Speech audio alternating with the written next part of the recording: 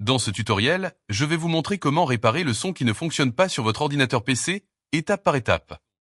Nous allons suivre une méthode très simple. Commençons.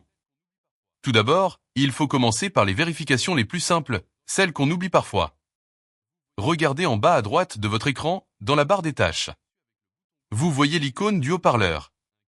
Cliquez une fois dessus avec le bouton gauche de votre souris. Un curseur de volume apparaît. Assurez-vous que le son n'est pas au minimum.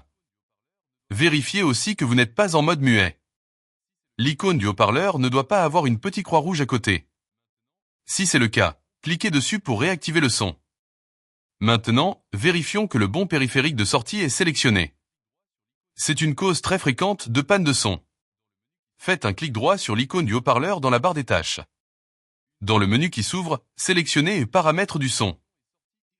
Une fenêtre s'ouvre. Regardez la section est sortie et en haut. Cliquez sur le menu déroulant et choisir ou lire le son. Assurez-vous que le bon appareil est sélectionné. Si vous utilisez les haut-parleurs de votre ordinateur, sélectionnez et haut-parleur. Si vous avez branché des écouteurs, sélectionnez et casque. Parfois, Windows peut basculer sur votre écran ou une sortie Bluetooth qui n'est pas utilisée.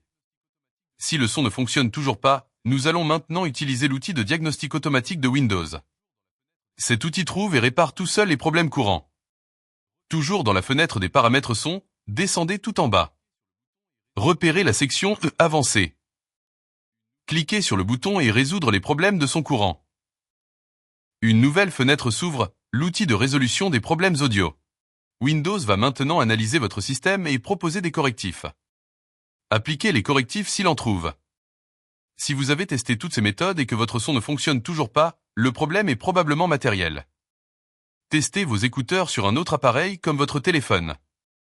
Si ça fonctionne, le souci vient peut-être de la prise audio de votre ordinateur. Si cette vidéo vous a été utile, n'oubliez pas de laisser un like et de vous abonner pour plus de tutoriels. Merci et à bientôt.